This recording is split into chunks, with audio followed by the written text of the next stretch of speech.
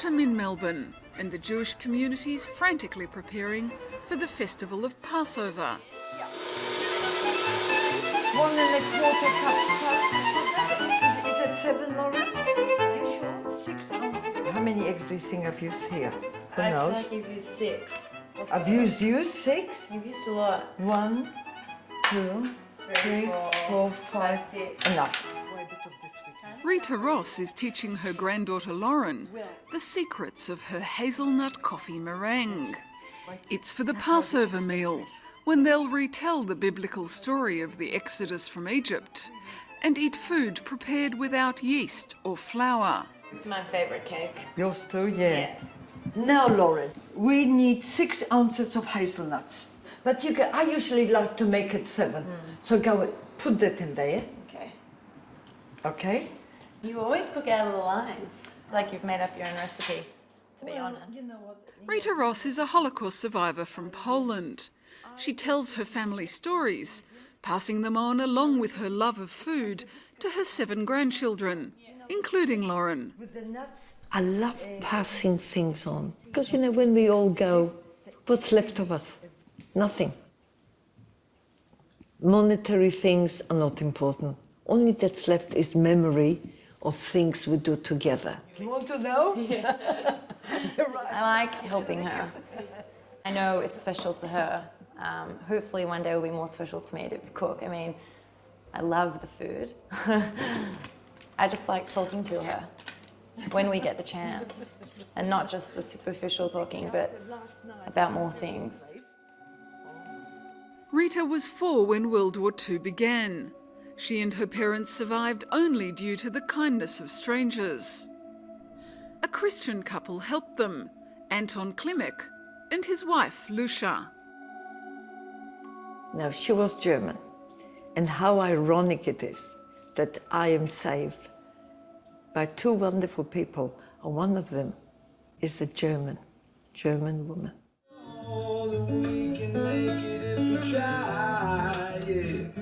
In Sydney, 23-year-old musician Ben Goldstein is working in his bedroom studio. He's playing music and editing tracks for his latest album. Hey. But he drops everything when he gets the call. Yeah, sure, I'll come now. It's the one woman Ben admits to being a bit scared of. His grandmother, Lena Goldstein. She's just turned 95, but she still drives, lectures and bakes. Hey, Nana. Oh, hi, Ben. How you going?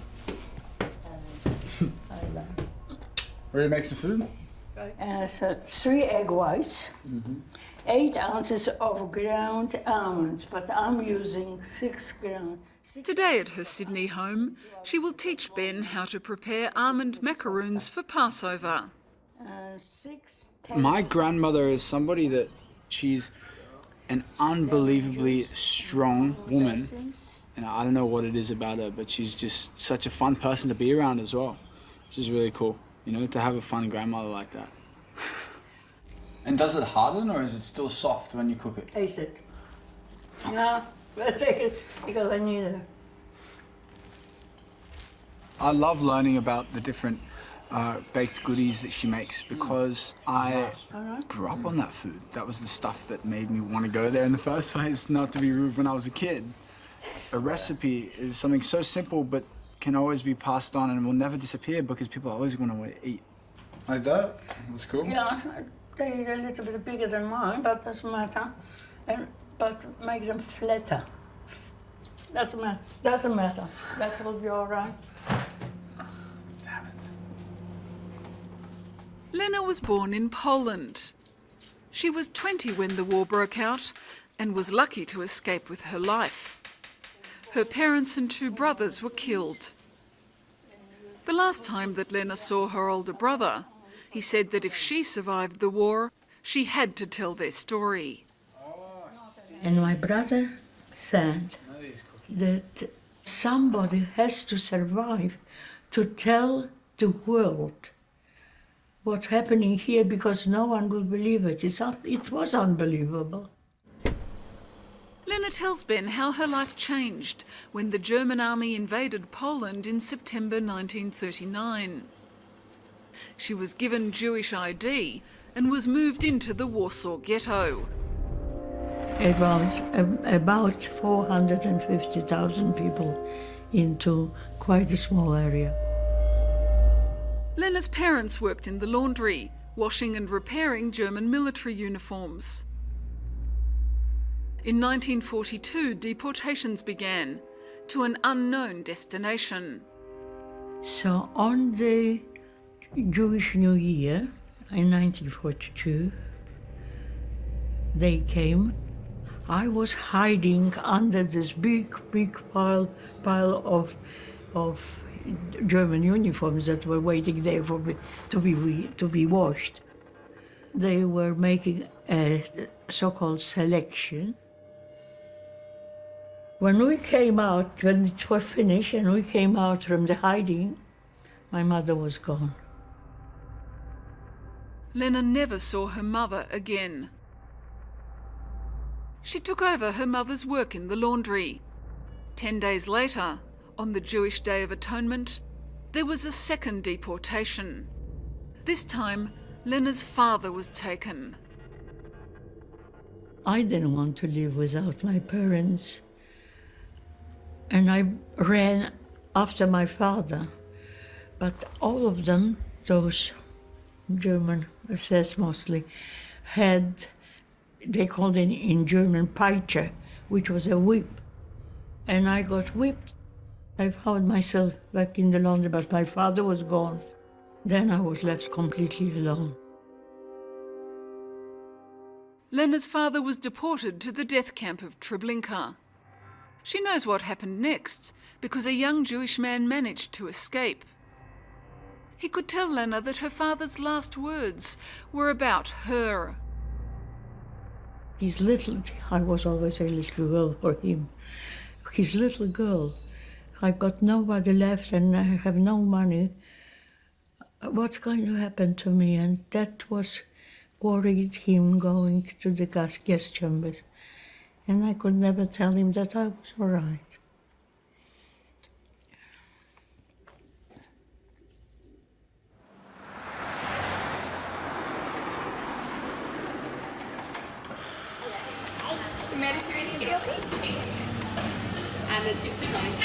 Across Sydney, 18-year-old Emily Rice is at work. She's holding down 3 jobs, earning money for a gap year travelling. But after this shift, she's planning a different food experience, baking with her grandmother. Our sort of Judaism as a family is not about religion, it's about tradition and it's about culture. And the food, I mean, it's Judaism, like food is Judaism. No, I think you need to be More? a little bit more generous, yes. Okay. Emily's grandmother, Eva Grinston, is teaching her to prepare her grandmother's Passover chocolate cake with ground walnuts and sour cherries. It's a specialty of Slovakia, where Eva was born. And start beating it slowly. They add melted chocolate, meticulously following the instructions in this treasured old cookbook, which belonged to Eva's grandmother.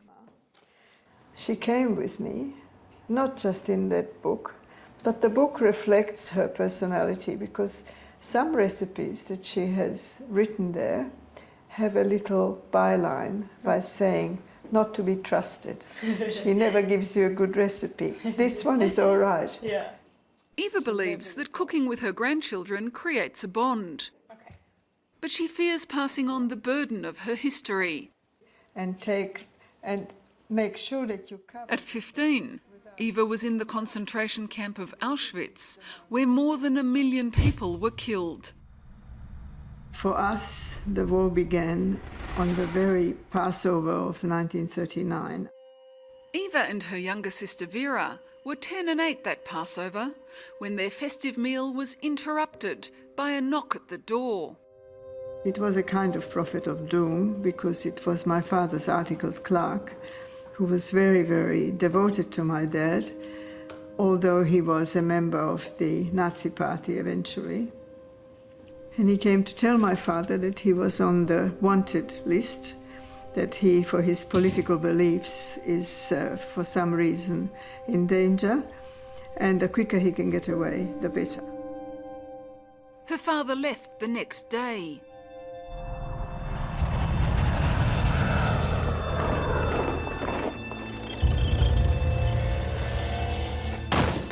As war engulfed Europe, Eva and her mother and sister were alone. In 1944, Eva's mother hid the girls with a Czech family. Vera told Eva how much she missed their father, who was now in Palestine. My sister was yearning for her father tremendously and built up a kind of fantasy world about Palestine. Then Eva's mother was captured. Days later, the girls were too. They were herded onto a train. After 4 days, they reached the Auschwitz concentration camp in Poland. There was terrific commotion, noises, screams, children, parents being separated. On the platform, the infamous Dr. Joseph Mengele was waiting to select who would live and who would die. He had a look at me and he said, "You go this way and she goes this way." And I just grabbed my sister's arm and pulled her back. And he got very cross and he screamed at me and he said, "Didn't you hear what I said?" And I said, "No, this is my sister." And he said, "How old are you?" Vera told Dr. Mengele that she was 13 years old. And he said, "You still go to school, don't you?" And she said, "Yes." And as if some evil had got into that man's lips, he couldn't have known that my sister's dream was to see her daddy. And he said to her, "Oh, go, you'll go to Palestine." And my sister just broke free from me. She really thought she was going to see her dad and ran. And I never saw her again, and I didn't realize what was happening. By the time I got to the barracks, having been shaved and no hair and prison clothes, I had a vague idea that I was in a very bad place.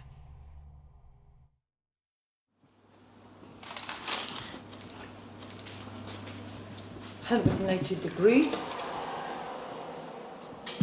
at about, I would say about 40 minutes. And then, Lauren, I tested with the...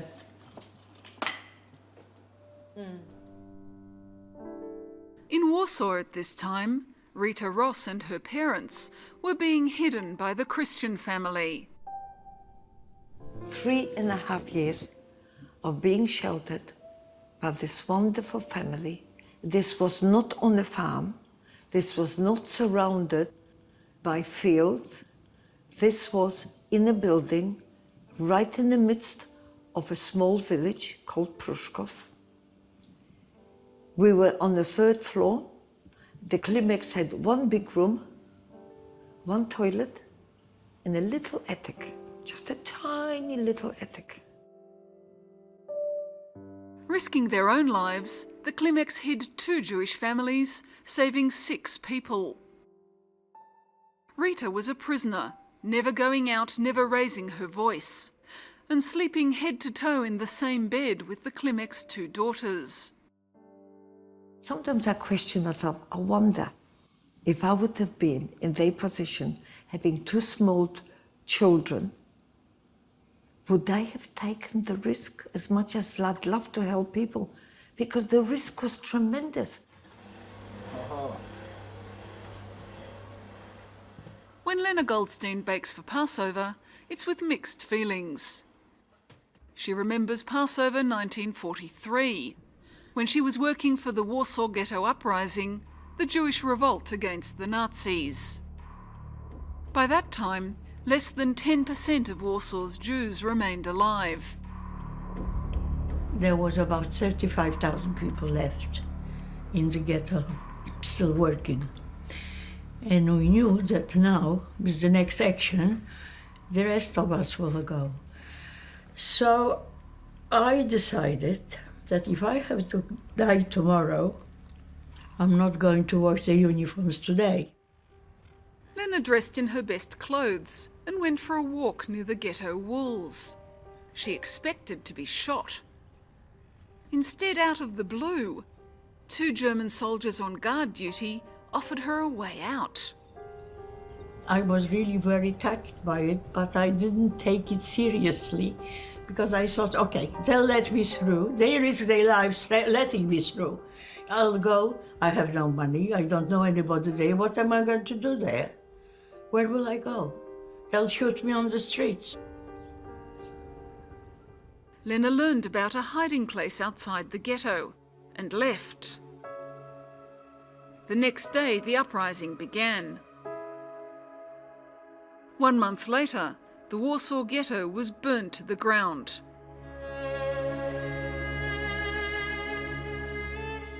Lena survived in hiding for the next 12 months. Then she moved to a dark, wet basement, deep underground. As we came there, so that was I was wearing without changing for 6 months, day and night, not washing. We were full of lice. We were full of other insects. We were dreaming about a rat coming through. Maybe we could kill it, kill it and eat it, but they didn't. They don't swim, the rats. At this time, Eva Grinston was in Auschwitz. Her mother and sister were dead. I couldn't believe it. I just couldn't believe it, but I had to. Then she was moved to the Daimler-Benz factory to work as a slave labourer, making German weapons. By war's end, she was barely alive. I was in very bad condition. I had typhoid. I was 15. I couldn't have cared less anymore. I really wanted to just die. After weeks in hospital, Eva returned to her family home in Slovakia. In the basement, she discovered the last pictures drawn by her sister Vera. It was heartbreaking to find them. I was unable to, for weeks and weeks, to even look at them. Eva also found her grandmother's cookbook.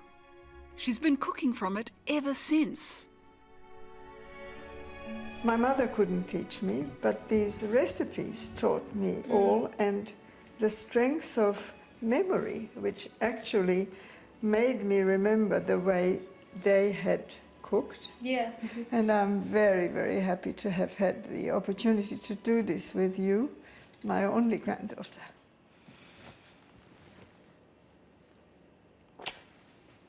The cherries. Eva struggles with how much of this story to share with Emily. I think the oven is ready. I guess at a young age, she told us lots of stories about her life in the ghetto, which wasn't as sort of difficult to hear, and she focused a lot on the happier sides of it. And you know, that's one amazing thing about Gabby, that she managed to focus on these positive sides of it. Even though she's so open and tells us all these stories, I never asked for the harder parts. It just looks good. This is pretty big. All right.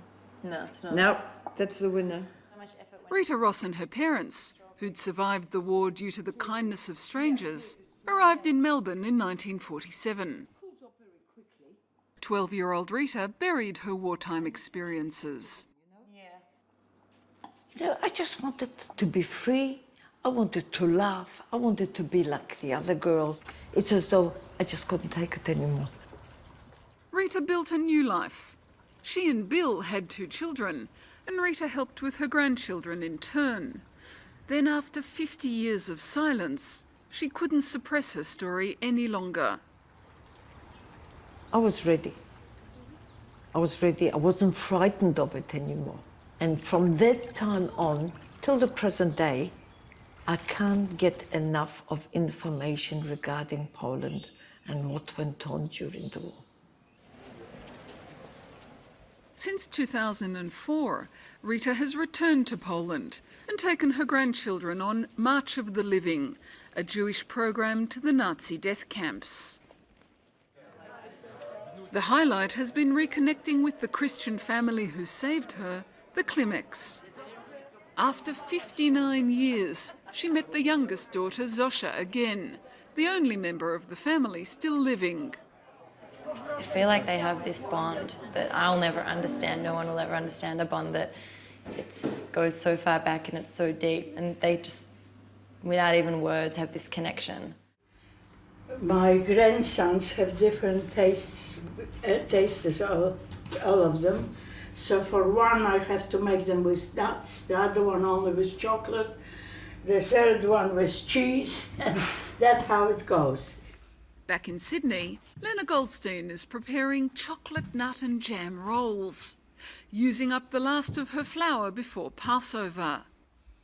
Lena married soon after the war. She and her husband Oleg spent 2 years in a refugee camp. No one wanted to take them, until in 1949, Australia said yes. That was one good thing that happened to me as a result of the war, and that was coming here and becoming an Australian. And if you want to be a child of God instead of a child of the devil. On their first weekend in Sydney, Lena and her husband went down to the Domain. And here we saw a lot of boxes, and on each box there is somebody having a speech.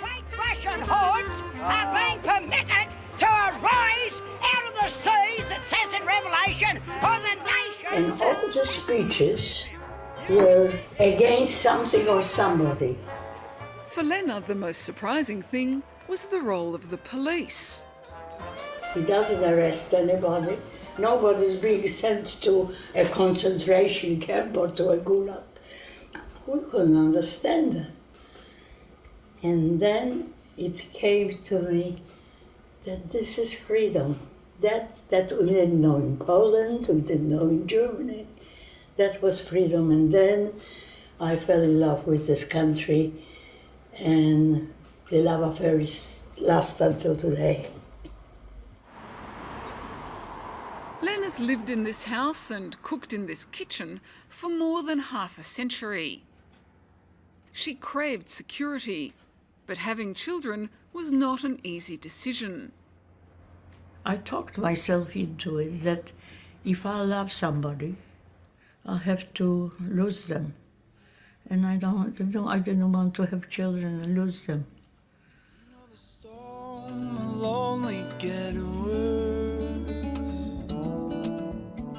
Lena overcame her fears. She had 2 sons. Ben is one of her 6 grandsons. He's on a roll, putting out a new music video, but his grandmother doesn't let him get too big for his boots. I grew up with grandparents that would teach me that it's not as simple as just doing nothing and getting praised, and I think that's very important. The one quality that I think I learned most from my grandparents, especially my grandmother, is don't be too easy on yourself, you know? Eva Grinston arrived in Sydney on Australia Day 1950. She met Michael, the love of her life. Every Australia Day, Eva returns to the harbour. I try to cross the bridge and remember and say a million thank yous. Thank yous for having made me feel so secure after the period that I left behind in Europe. On her last annual walk, Eva met some newly arrived Muslim women wearing burqas. And I said to them, I love this country and I hope you will be made welcome and love it like I do. At that moment, I felt 3 lots of arms around me and kisses coming from 3 women, and my tears were just flowing, tears of joy that I broke the barrier.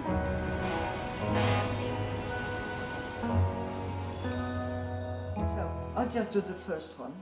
With just 2 hours to go till the Passover meal, Rita and Lauren are under the gun. Doing something You that put me under pressure, Nana. Oh, you're kidding. I'm not kidding. I feel really under pressure. Oh my God. Would you believe this? I think you That- would.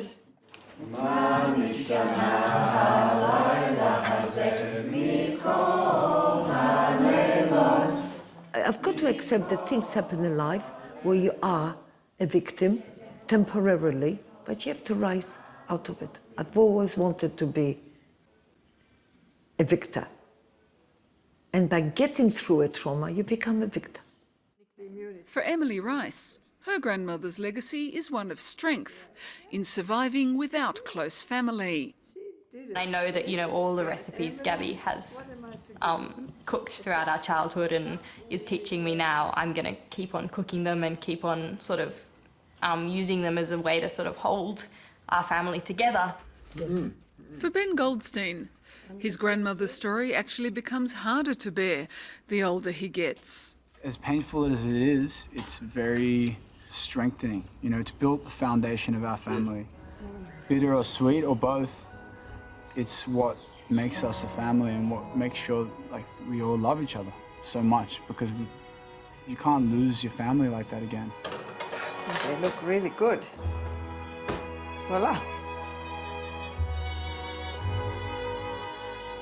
Wow, the smell of it is better than Chanel number 5. I swear it, it's good.